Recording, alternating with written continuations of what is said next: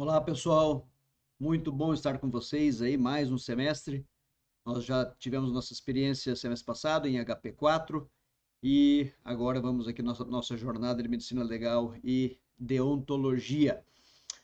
Ah, então, como eu já havia comentado com vocês lá durante o nosso último semestre, esta disciplina ela complementa a nossa disciplina de habilidades profissionais 4. Então, eu tenho um engajamento entre o conteúdo daqui e aquele conteúdo previamente ministrado. Ou seja, vocês já tiveram algumas noções sobre perícias, sobre a parte deontológica, falamos bastante, né, sobre deontologia, e de modo que essa aqui nós vamos fornecer, evidentemente, materiais diferentes aqui, mas também complementares. Eu vou passar então para vocês essa primeira apresentação aqui, em que nós vamos discutir a importância da medicina legal e vamos falar também sobre como que a disciplina vai funcionar. Então, vou mostrar o plano de ensino e tudo certinho aqui para a gente poder esclarecer todos os pontos aqui que vão ocorrer durante o semestre. Então, meu nome, para quem não teve aula comigo ainda, é Eduardo Novak. Eu dou aula na ortopedia, dou aula na medicina legal, urgências e emergências e essa parte de ética, bioética também é o nosso métier. Então, o que que nós temos aqui, né? Veja, dificilmente vocês vão abrir um portal de notícias hoje, qualquer portal de notícias que vocês abrirem, vocês não vão se deparar com uma notícia de interesse médico legal. É, qualquer acidente que houver, acidente numa rodovia, feridos, mortos, tem importância médico-legal. Quer dizer, o médico vai atuar nesse caso necessariamente, seja na parte assistencial, seja na parte médico-legal, para apurar as lesões corporais ou, eventualmente, até mesmo esse evento morte.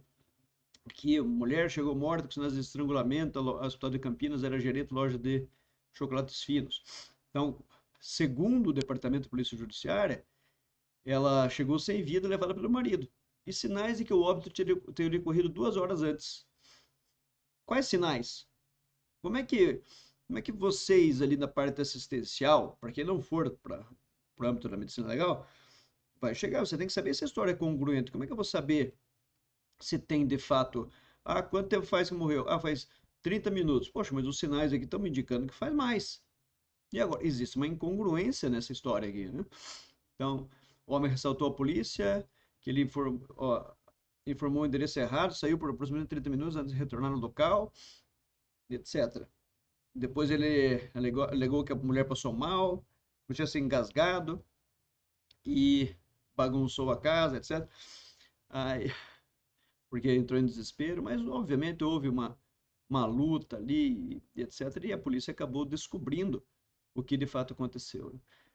Mas vejam então, né? Importância de nós, como médicos assistentes, reconhecermos esses sinais aqui. Porque é dever do médico reconhecer. É dever. Se nós agirmos, se eu deveria saber alguma coisa ali, e eu não soube, não fiz esse diagnóstico, obviamente que eu sou negligenciado. Então eu tenho que reconhecer os sinais de morte, tenho que identificar essa cronologia, essa cronotanatognose, para ver se a história é congruente. Isso tudo nós vamos falar aqui na disciplina de medicina legal. Aqui um outro exemplo de que é uma história hipotética que está sendo narrada para mostrar a importância de um perito médico legal. É um sujeito que se acidentou e ele teve várias lesões. Então ele teve lá um problema lá relacionado à perícia acidentária do INSS. Daí ele entrou com uma ação de indenização por causa desse acidente. Era também um problema relacionado ao trabalho, porque era no trajeto do trabalho, envolvia a seguradora. Aí houve diversas perícias, mas cada um dizendo uma coisa, cada perito dizendo uma coisa. Um era o cirurgião geral porque teve uma rotura de baço, o neurologista porque teve um TCE, o ortopedista porque teve uma fratura da tíbia. psiquiátrico, ele teve distúrbio emocional. Quer dizer, vejam, se você não souber exatamente o que está sendo solicitado, qual que é o ponto controverso que está sendo debatido no litígio, você não consegue ajudar o juiz, que é a função primordial de um perito, é nós auxiliarmos o juiz nessa nobre e difícil missão de julgar. Então precisamos fazer documentos consistentes. E documentos consistentes são o que todos os documentos nós fazemos. Nosso receituário é um documento médico, nosso atestado é um documento médico, nossa declaração é um documento médico, que vai ter valor pela eternidade que ele tem valor. A questão de prescrição a gente vai apurar depois individualmente, mas ele tem valor perene, né? É um documento que foi lavrado ali. Quantos documentos são feitos por dia? Pegam lá um ambulatório do Hospital Cajuru. Quantos documentos médico-legais são lavrados todos os dias lá no hospital? Centenas e centenas e centenas, se não milhares de documentos médico-legais, né? Mais importância, médico-legal. Um tema aqui que é recorrente para nós, e a gente estuda isso aqui, ó. Isso aqui é notícia agora, de 3 dias atrás. A criança de 2 anos morre após ser esquecida no carro, com janelas fechadas. Um drama, né? Um grande problema. E esse tipo de situação nós vamos ver em temas próprios aqui relacionados à asfixiologia, que é matéria premente e precisamos conhecer esse assunto. O plano de ensino nosso, que eu vou projetar para vocês, ele está assim disposto. Vocês, eu não vou ler o plano na íntegra aqui, que não é o nosso objetivo eu ler, eu vou explicar algumas passagens, mas está aqui e é leitura obrigatória, que nós explicamos todo o funcionamento da disciplina e tudo aquilo que é pertinente para o bom andamento do nosso curso. Então, aqui a gente fala dos temas de estudo e o que nós vemos relacionados à perícia e deontologia, etc. Os resultados da aprendizagem e a nossa metodologia, como que ela vai ser composta. Importante ressaltar que este plano, como vocês sabem, no início do semestre, ele é elaborado pelos professores e ele vai para aprovação do NDE, o Núcleo Docente Estruturante. E então este aqui ainda é um modelo, ele é provisório. Se vier alguma alteração, nós vamos publicar depois, né, o modelo definitivo vai estar à disposição de vocês. Mas se houver modificação, são detalhes, algumas situações ali que vão ser levantadas e a gente vai fazer as ressalvas depois, se necessário. Então, aqui metodologia, conferências, um trabalho docente efetivo, que vai estar ali disponível para vocês, para entrega, com toda a situação uma situação ali para ser debatida. As avaliações serão duas, P1 e P2, a segunda avaliação com matéria acumulativa e a gente dá a devolutiva, né, o feedback que vocês vão ter já no momento seguinte à aplicação da prova. Então, terminou a prova, todos entregaram a prova, a gente já faz a análise do material que vocês tiveram acesso na prova e a gente já esclarece todos os pontos ali. Se houver modificação de gabarito, coisa assim, alguma inconsistência, uma incongruência, a gente prontamente nós vamos resolver. Um critério de aprovação na disciplina, como todas as disciplinas, vocês sabem que a nota é igual ou superior a 7, né, com a média das duas, e a assiduidade não pode ser inferior a 75%. Esses dados aqui, essas normas aqui são inflexíveis. Não há abono de falta, salvo casos expressos que a instituição autoriza. Então, não existe abono de falta pelo professor. Ah, professor, eu fiquei doente 3 semanas, não vinha 3 aulas. Não existe o abono de falta. A justificativa dá o direito ao estudante de fazer a segunda chamada, né? Então, teve alguma atividade naquele dia, pode ser feito, porque justificou a falta. Mas anotar a presença não é possível. Importante, eu lanço periodicamente, e geralmente eu lanço até o segundo ou terceiro dia após a aula. Na maioria das vezes eu já lanço no final da aula. Terminou a aula, eu já vou lá e já lanço as chamadas, as presenças no sistema. Se houver alguma incongruência, avisar até 5 dias, está escrito aqui, 5 dias, 120 horas após a aula ter ocorrido. Por quê? Porque daí nós fazemos a retificação. Então, está expresso isso aqui para que não surjam aqueles casos, situações de no último dia, lá na P2, professor, a segunda aula, eu vim na aula e não respondi a chamada. Sinto muito, não vai ser feita a retificação. Então, até 5 dias, se houver alguma inconsistência, nos avisar.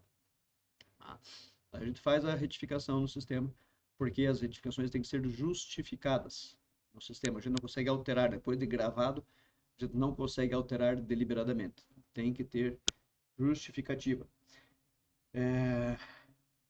Se a chamada, às vezes a chamada é oral, às vezes a chamada é por escrito, né? Então vocês assinem, vão assinar conforme o documento de vocês. Assinem no campo próprio, vou passar a lista. E eu vou passar uma lista com a numeração de cada um. Então, vai ter um número, então cada um vai estar lá. Eu sou o número 23. Vai assinar no campo correspondente ao número 23 para esta disciplina. Então, o representante, que é o José Melo, eu vou passar para ele a lista, assim que eu tiver acesso à lista final de todo mundo, eu vou passar já com a numeração. E isso aí vocês deixam lá fixo lá no grupo da turma de vocês, né? Ali na aula ali e tal, vocês já se acostumam, né, com o número, gravem o número, porque isso vai servir para tudo, para as provas, para as chamadas, é um número fixo da disciplina que vai acompanhar vocês aí durante o semestre. Isso é bastante importante, porque agiliza bastante o processo, tanto de correção quanto de lançamento de chamada. A recuperação de aprendizagem, que é a mesma aqui para as regras são as mesmas para a universidade, né? Então, com os critérios de nota mínima e substituição, e recuperação de aprendizagem em período estendido, então está aqui com a data já que vai ser aplicado. E segunda chamada, se for o caso, né, tem que ser feita a justificativa. Essa justificativa ela pode ser deferida ou não, e prazo até 3 dias úteis a contar da data da avaliação perdida. Está ali entregue pessoalmente ou por e-mail institucional ou por representante ao professor da disciplina.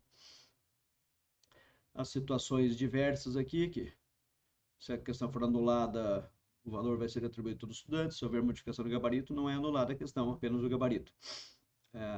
De novo, falamos sobre a retificação de faltas.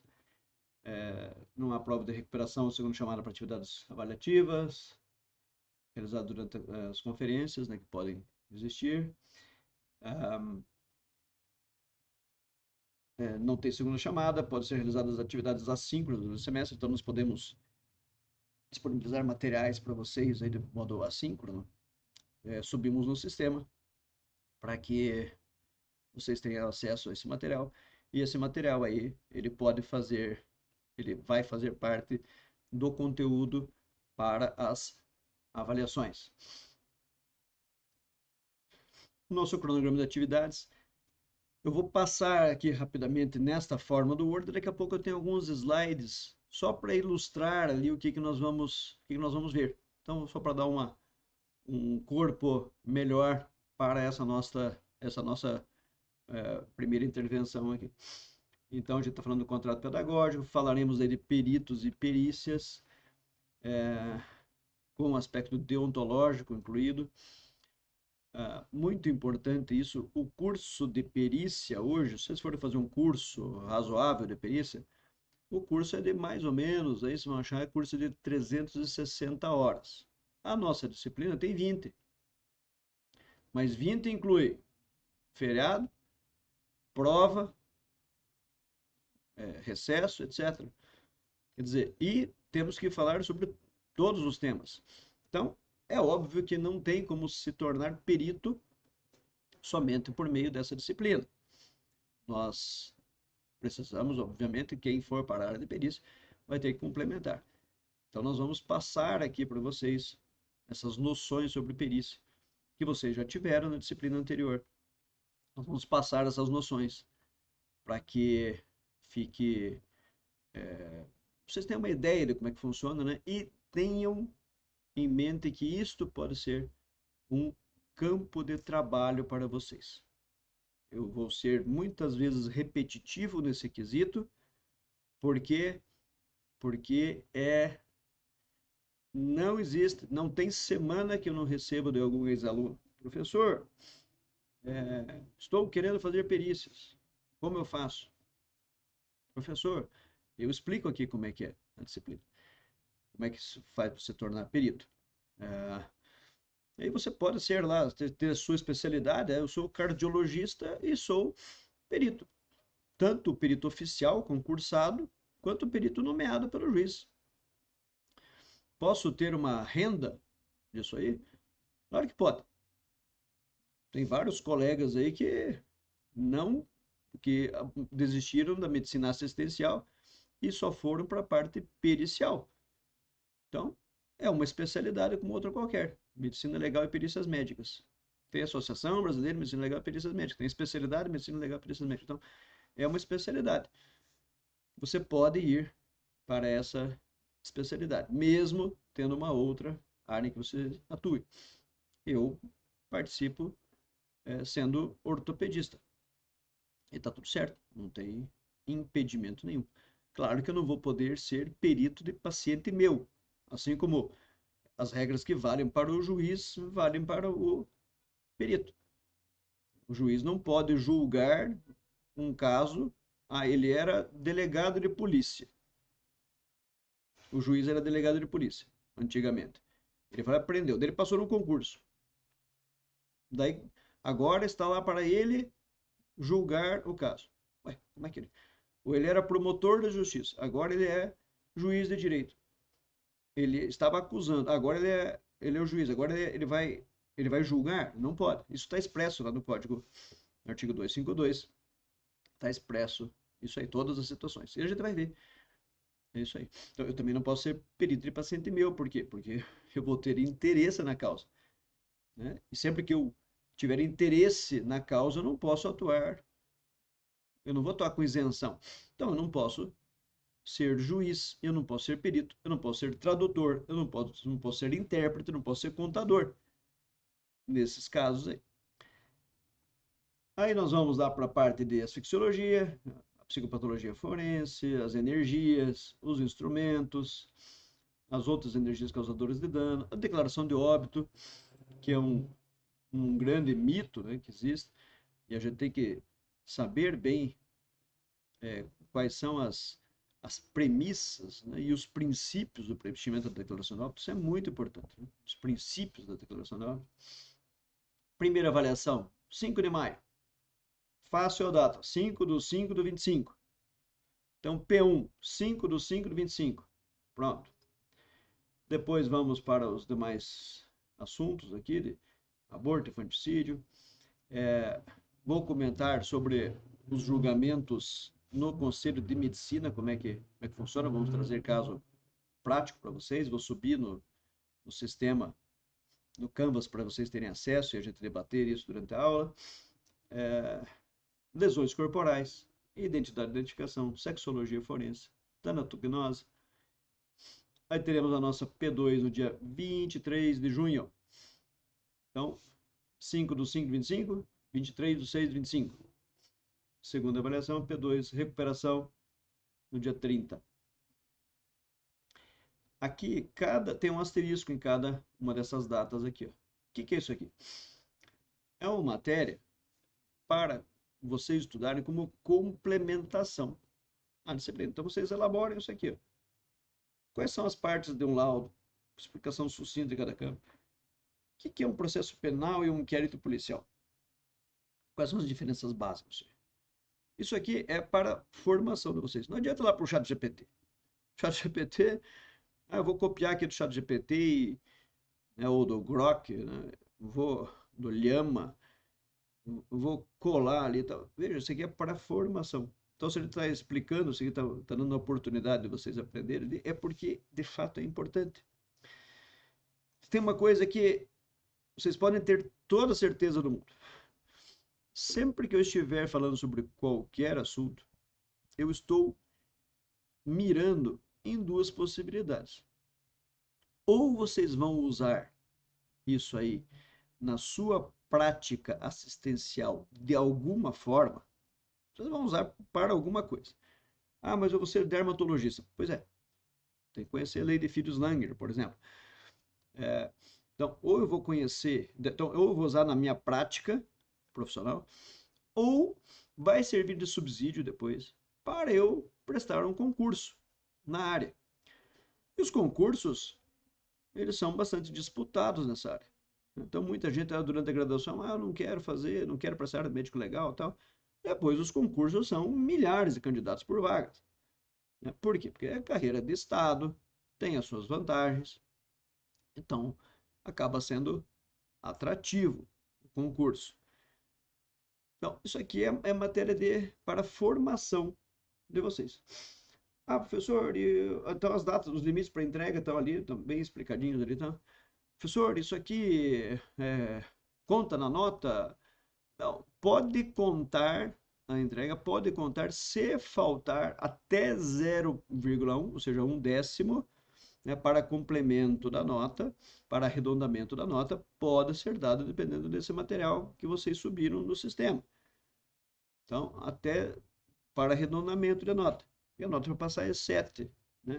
Na primeira é 7, não é 6 e 9. Então, se precisar, a gente arredonda. Mas, importante frisar, isso aqui é para formação de vocês. Tá? Porque vocês têm que aprender, por exemplo, né? Isso eu vou reiterar também por dezenas de vezes, né? Que medicina assistencial, embora tenha uma conexão, obviamente, com a medicina pericial, elas não são a mesma coisa, elas não são idênticas. Tem situações na medicina assistencial que são toleradas, e tem situações, mas se você for carregar isso aqui para a medicina pericial, não é tolerado. Se você falar que o paciente levou uma facada ali, você enfiou a faca no peito do outro lá, ferida corta ou contusa. Corta ou contusa, do ponto de vista da medicina assistencial, tudo bem, tá ok. Assistencial. Medicina pericial, não. Não é. Então não é FCC. Então tem algum problema do ponto de vista da assistência lá? Não, da assistência não. Mas da perícia, sim. E temos que cuidar muito com os termos médico-legais. Nós temos que entender que medicina legal, como o próprio nome diz, medicina legal, medicina da lei. Ou seja, não é só medicina. Vocês fazem o curso de medicina. Pois é, a disciplina chama medicina legal. Ela tem uma interface com a lei. Se tem interface com a lei, vai haver interesse diferente. Existem duas partes que estão numa lide, num litígio. Estão brigando, disputando alguma coisa. Senão não teriam ido para a lide. Não teriam constituído uma lide, criado um litígio. Se os dois concordam, não tem briga. O fulano atropelou Beltrano. Tá, Beltrano fala, quero 100 mil de indenização. Ele fala, tá bom, ué, pago. Ué, tá tudo certo. Qual o litígio? Ah, não, você quer 100 mil, eu te dou 5. Não, 5 não, eu quero 80. Não, eu não te dou 80. Ah, eu não aceito 5. Tá, tudo certo. Vamos brigar, né? Nesse momento foi constituída uma lide. Quem que vai dizer ali se houve dano, a extensão das lesões, se tem alguma sequela? Quem que vai dizer isso aí? Se é uma lesão corporal grave, gravíssima, se é leve, quem que vai dizer isso aí, do ponto de vista técnico? O médico. Então, neste momento, eu vou lá e vou auxiliar o juízo nessa tarefa. Vou mostrar para ele, do ponto de vista médico, como as coisas são. Então, existem dois lados que estão brigando. Se tem dois lados que estão brigando, muito provavelmente um vai gostar do seu laudo e o outro vai desgostar do seu laudo. É assim? Não tem como. Vai agradar as duas partes, né? O juiz vai dar uma sentença, ele vai agradar uma parte e desagradar a outra. Às vezes, uma parte vai falar assim, oh, ainda bem a condenação foi pouca. Né? Eu fui condenado, mas a condenação foi pouca. Ainda bem, né? Não estou totalmente satisfeito, mas... Então, ou seja, desagradou em parte esse sujeito. E o outro que ganhou falou assim, eu queria ganhar bem mais, mas tudo bem, ganhei alguma coisa. Não estou plenamente satisfeito, mas eu estou satisfeito.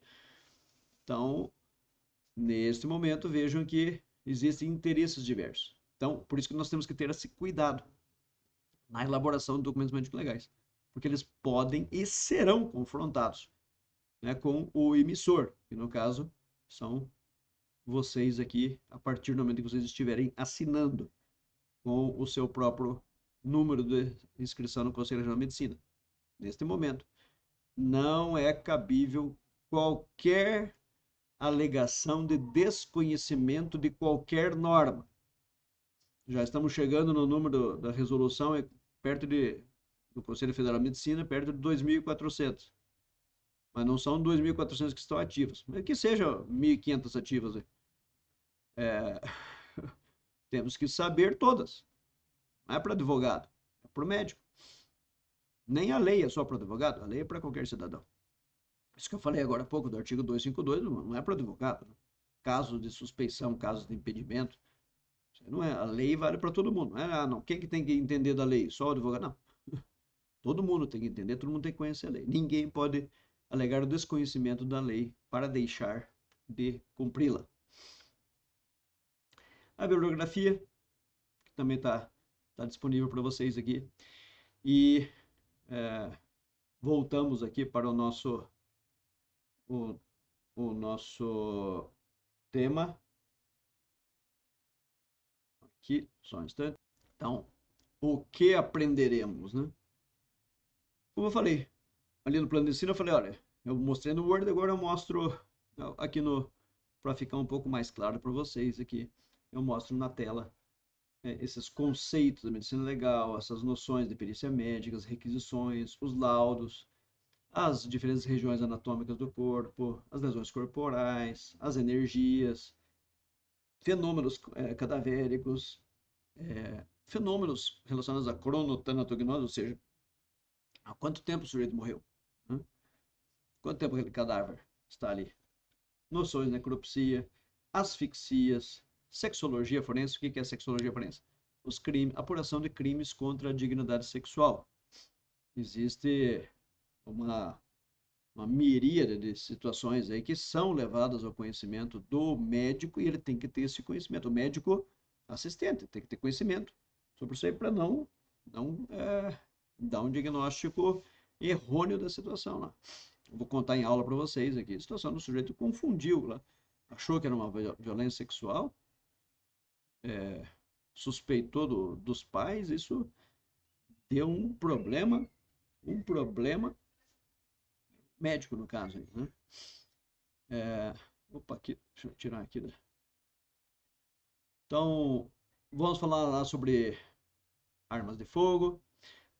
Teremos aula sobre balística, sobre feridas. Vamos entender o que são esses calibres de armas, os tipos de lesão, a que distância de tiro que foi disparado. Então, quais os efeitos primários, secundários do tiro, o trajeto, a trajetória. E vamos mostrar situações aqui, ó. Então, relacionadas a qual a distância, como é que é o nome dessa marca aqui? Isso aqui é uma marca, por exemplo, que cai em concursos aí toda hora. É um sinal clássico que tem. Mas se a pessoa não conhecer, né, porque chama pelo epônimo, né? Isso aqui é uma característica da medicina legal, é o uso de epônimos. Assim como a ortopedia também tem muito epônimo, muito epônimo. O R1 que chegar no R1 da ortopedia, que chegar no final do R1 agora, né? Final do R1 tá terminando agora. Ele tem que conhecer no mínimo 1.000 nomes, né? 1.000 epônimos. E acaba conhecendo, né? Se ele está lá, se ele não conhecer, ele não consegue nem conversar com os colegas. Porque a gente usa epônimo, acabou, é assim, né? E a gente usa nas classificações, nos acidentes anatômicos, uma série de coisas. Na medicina legal, então, abrir um livro de medicina legal, vai encontrar lá uns 10.000 epônimos, né? É óbvio que a gente não tem como saber todos, mas esses principais aqui nós vamos estar sempre enfatizando para vocês aqui, para que vocês tenham essa ciência, para poder falar adequadamente, reconhecer as lesões e, para quem for para a área de concurso, poder nitidamente acertar um número maior de questões do que os concorrentes, né? Aqui, qual a distância de tiro? Como é que classifica essa distância de tiro? Aqui, isso aqui é entrada ou é saída? Perito, né? Qualquer um pode ser nomeado perito. Então, agora, semana passada, um aluno. Ah, professor, eu terminei agora o curso de medicina e eu queria saber aí como é que eu faço para ser perito. Daí eu tive uma conversa com ele. Já tinha falado isso em aula, mas repeti para ele como é que é, como é que se dava essa situação aqui, né? Como fazer um laudo pericial, o que não fazer no laudo pericial. Eu já tinha comentado com vocês, né? Falhas em laudos que, olha, terríveis. E às vezes vem um laudo muito mal feito, e eu tenho dezenas de exemplos de laudos muito mal feitos, que eu pego aí dos casos jurídicos que chegam pra gente, é, e que se você não intervém, vamos dizer, o médico ali vai ser injustiçado.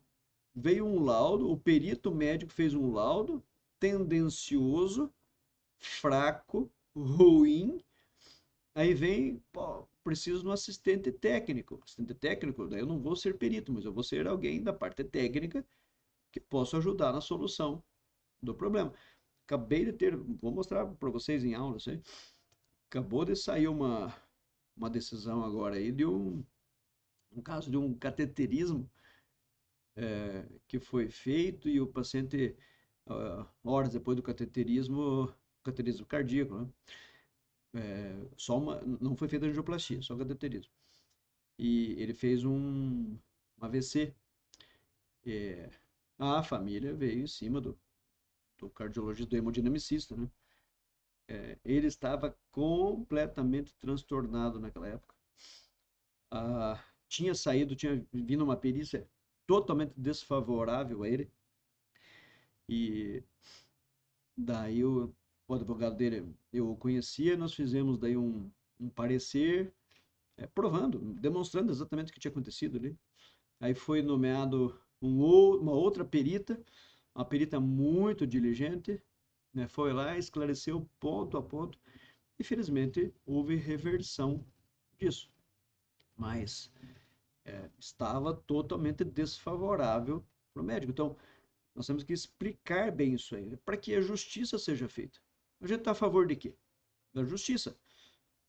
Esse mês mesmo eu fiz um outro parecer aí por uma situação de acidente de trabalho, em que o dono da empresa que havia me contratado, ele falou, olha, eu sei que houve falha da empresa, eu sei, a gente só quer buscar o melhor direito, a gente só quer chegar numa coisa justa. Então você faça o seu trabalho e da melhor forma possível que a gente vai, só para a gente chegar uma situação justa, para que não seja injusto. Então nós vamos adequar aquilo que seria o que nós entendemos por justiça. Então a própria empresa ela reconhecia que houve falha, mas não no montante que estava sendo apontado. Então vamos buscar essa justiça. E eu falei exatamente isso aí. Eu sou dono de uma empresa grande, uma construtora grande, E ele é um sujeito muito decente, muito ciente das coisas. Ele concordou comigo. Eu falei: olha, a gente não vai apontar que não tem como falar aqui que não houve dano, que não houve lesão, etc, né? Eu não vou, se você me quer para isso aqui, não dá. Eu não vou aceitar. Ele: não, não, não. Faça dentro do que temos, né, me aponte qual é o melhor direito. Aí tudo bem, é o jeito que eu gosto de trabalhar, né? Não vou mentir, não vou puxar a sardinha aqui porque é o cliente, a gente fala a verdade. E falando a verdade, você ganha a confiança das partes, né? O próprio autor da ação, ele vai entender ali, que fala: estão mostrando o direito aqui de um jeito, com esse ponto de vista técnico, né? De um jeito que é, vai dar trabalho eu refutar. Por quê? Porque eu estou mostrando coisas incontestáveis. Estou mostrando lá que você tem é, 60 graus de abdução. Ué, 60, isso é matemática. É 60 graus de abdução. Vou lá, meço. Pego um goniômetro, vou lá e meço. Tem 60 graus de abdução. Ah, não, não concordo. Tá, acho que tem 40. Ué, então me mostre como é que tem 40. Se eu falar: não, essa régua tem 1 metro. Não, não tem, não concordo. Essa régua tem 50 centímetros. Qual a régua que você está usando? Eu uso uma régua que está aqui, todo mundo conhece essa régua aqui, tá? Pega outra, pega. Você pegar 1.000 instrumentos de medição, 1.000 instrumentos vão ter que dizer que essa régua tem 1 metro. Ah, não, mas eu fiz uma régua de 50 centímetros e tal. Essa minha de 50 centímetros aqui, ela equivale à sua de 1 metro. Bom, então você inventou. Esse método não pode ser inventado, né, que eles falam. O método tem que ser aceito. Está lá no artigo 473 do Código de Processo Civil. Tem que ser um método reconhecido para que a gente chegue no nosso resultado. Atestados, um grande problema, né? Atestados que temos aí. Pô, eu vou falar mais sobre isso aí. Lesões corporais. O sujeito ficou incapacitado por ocupação habitual por 25 dias, o outro 35 dias. Agora, tem diferença? O que são ocupações habituais? Né? O que são é, ocupações profissionais? Quais são as diferenças delas, né? Dano estético, né? Quem pode ser vítima de dano estético? O cirurgião perdeu o polegar, tem que passar por trabalho? E agora? Comoriência, quer dizer, quem morreu antes? O médico tem como saber? Opa, se tiver como saber, isso tem um efeito substancial. Substancial. Tem um acidente dentro de uma família, quem morreu antes? Opa, se houver como determinar, você pode alterar toda a dinâmica da sucessão. Morte encefálica, falaremos também, embora vocês tenham em outras passagens do curso de medicina. A cronotanatognose, a mancha verde, flutuação do cadáver, rigidez cadavérica. Como é que o cadáver nos entrega todas essas informações, né? Os crimes contra a dignidade sexual, conceito de estupro, as evidências clínicas, identificação médico-legal, noções de necropsia, noções aqui, então, asfixiologia forense. Então, falaremos aqui da... Temos as aulas positivas, né? Obviamente que não tem como nós falarmos de medicina legal sem nós entrarmos no aspecto da lei. Professor, mas aqui não é curso de direito, mas como médicos nós temos que conhecer a lei. Aliás, todo mundo que fez 18 anos, se tiver alguém que não tenha 18 anos ainda, está livre da lei, da aplicação integral da lei, seja no aspecto civil, seja no aspecto criminal. Vai responder por outras situações. Mas fez 18 anos, tem que conhecer todas as leis. Obviamente que a gente vai centrar aqui nos aspectos mais importantes e que tenham relevância nessa interface da medicina e do direito. Nós temos plena ciência de que nós temos que adequar aqui todo o nosso vocabulário, todo o nosso conteúdo para a formação de um bom médico com conhecimento de preenchimento de documentos médico-legais satisfatoriamente. Eu fico muito feliz quando vem situações, às vezes, assim, pode analisar esse prontuário, eu vou lá, isso aqui foi ex-aluno. eu vou lá e vejo aquele prontuário corretamente preenchido, tudo bem direitinho, tá lá, e tá vindo uma demanda judicial ou ética mesmo, né, CRM, eu falo assim, poxa, ó, o prontuário tá super bem feito, super bem feito. A gente fica com orgulho. Claro que não fui eu que ensinei ele a preencher prontuário, mas a gente procura contribuir para a importância desse preenchimento correto para o futuro, né? Porque a gente nunca sabe quando a gente vai precisar daquele documento. Não é aconteceu o fato hoje, eu preciso do documento amanhã que esteja. Às vezes, aconteceu o fato hoje, eu vou precisar daqui a 3 anos. Se eu não anotei, eu terei problema. Atestados falsos. Olha o problema que eu falei que eu ia repetir para vocês aqui. Ó, isso aqui é foto da Polícia Civil. Ah, da onde aqui, ó, atestado aqui. Falsificação de documentos, né? Falsificar documentos é crime quem falsifica e é crime quem usa. Se o médico deu um atestado falso, é crime, artigo 302 do Código Penal. Dar o médico atestado falso. Então, dar atestado falso. Não pode. O médico não pode. E quem usou também é criminoso. Isso nós temos uma bandeira já há muito tempo levantada, para a gente moralizar o atestado médico, para que não venha a ser usado indevidamente, né? E, para justificar a ausência em trabalho, etc. Não, porque isso dá repercussão. E eu tenho diversos casos para contar para vocês aí.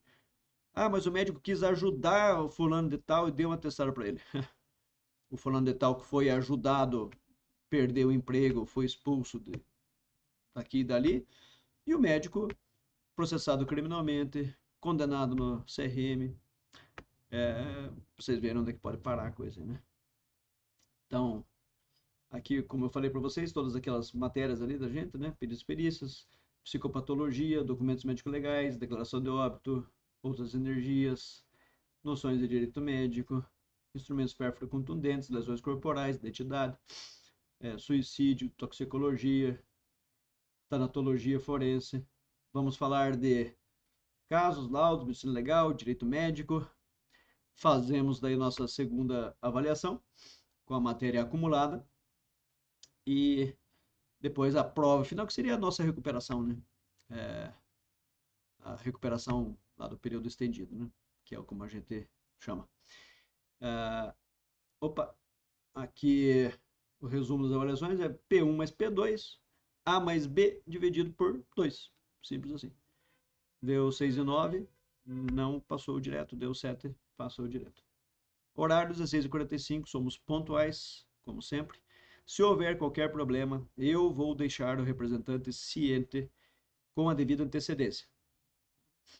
Qualquer situação, eu vou avisar com a máxima antecedência possível. Nem que seja para eu, se eu for atrasar 5 minutos. Nunca aconteceu. Mas eu sou um ser humano, eu posso ter algum problema. E daí eu vou avisar se acontecer alguma coisa assim. As referências que eu já tinha mostrado para vocês estão lá no plano de ensino também aqui, por isso que ela está pequenininha aqui, mas já está lá para vocês. Então tenhamos um ótimo semestre.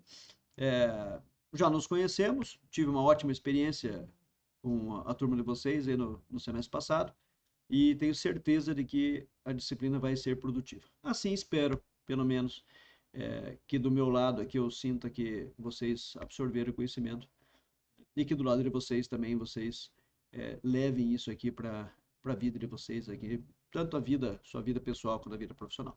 Eu vou estar sempre à disposição de vocês aqui para ajudá-los naquilo que for preciso. Certo? No último recado ali, durante as conferências, eu peço para que então sejam pontuais ali na entrada, né, para não ficar o entra e sai ali, né? E, e conversas também paralelas ali são extremamente desagradáveis ali, não dá, a gente não consegue ministrar uma conferência adequada quando houver essas conversas paralelas. Né? Então é isso que a gente pede e no mais a gente está aí à disposição de vocês, certo? Muito obrigado e vamos em frente.